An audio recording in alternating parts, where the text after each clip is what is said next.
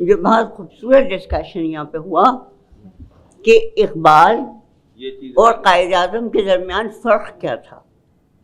اقبال بھی بیرسٹر تھے, قائد اعظم بھی بیرسٹر تھے. اقبال شاعر تھے تو آپ اوریٹر تھے, بہترین مقرر تھے. یہ کس نے آنکھوں میں آنکھیں ڈال کے وطن ہمیں دلوا دیا. ایک نقش نیا نقش عالم پہ ابھرا بن کے خطے وطن, یہ ارض مسمم نیر اعظم ہوئے کامیاب. میر عرب نے دی انہیں بشارت وطن, مردہ قلوب سارے تھے اسیر رنگ و مہر. قائد اعظم مولانا محمد علی جوہر شاعر بھی تھے اور کتنے زبردست سیاستدان تھے کہ چکی کی مصیبت بھی اٹھاتے تھے. اور حضرت موہانی بھی شاعر بھی تھے, اور ساتھ ان کا ایک شعر حکومت کرتا ہے اردو شاعری کے اوپر کہ ہے مشق سخن جاری چکی کی مشقت بھی. قائد اعظم بیرسٹر ہیں, مقرر ہیں. اقبال شاعر ہیں اور بیرسٹر بھی ہیں.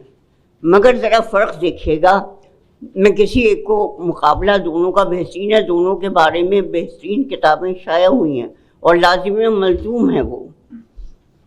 قائد اعظم نمبر 1 قانون ساز, قانون دان ہے.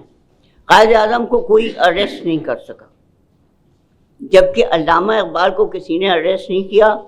لیکن اگر آپ لوگوں کو گہرائی سے معلوم ہو, علامہ اقبال کو زیادہ چندہ دلچسپی نہیں تھی اور وہ شاعری کی طرف زیادہ متوجہ تھے اور پریکٹس میں کم رہتے تھے. مولانا محمد علی جوہر شاعر بھی تھے اور سیاستدان بھی تھے, اور ظاہر ساری تکلیف انہوں نے اٹھائی. مولانا محمد علی جوہر نے جب اقبال سے پوچھا کہ بھئی یہ کیا ہے, آپ تو کبھی نہ جیل جاتے ہیں اور نہ کبھی آپ تکلیفیں اٹھاتے ہیں, آپ شاعر ہیں اور ملت سازی میں مصروف ہیں. نظریہ سارے کا سارا اقبال کے ہاتھ میں تھا. اقبال نے کہا ارے بھائی وہ بھی تو ہوتے ہیں, قوال بھی تو ہوتے ہیں, تو میں اپنی امت کو اٹھاتا رہتا ہوں. جبکہ اقبال کی عملی طور پر یہ حالت تھی کہ اقبال خون کا ایک قطرہ بھی نہیں دیکھ سکتے. بہت شکریہ. اگر ان کے بیٹے کے اوپر گر. زیادہ قائد اعظم کے بارے میں نے سونیٹ بھی لکھے ہیں اور ان کے جو بھی فرمودات ہیں ان کو منظوم کرنے کی کوشش کی ہے. اگر یہ فرمودات ہم وطن کے بارے میں جو مشاعرے ہوتے ہیں اور ان کو ہم کریں تو ہم اپنی قوم کو سلیبس کے طور پر دے سکتے ہیں. بہت شکریہ. لیکن شاعری کے بغیر گزارا نہیں ہے.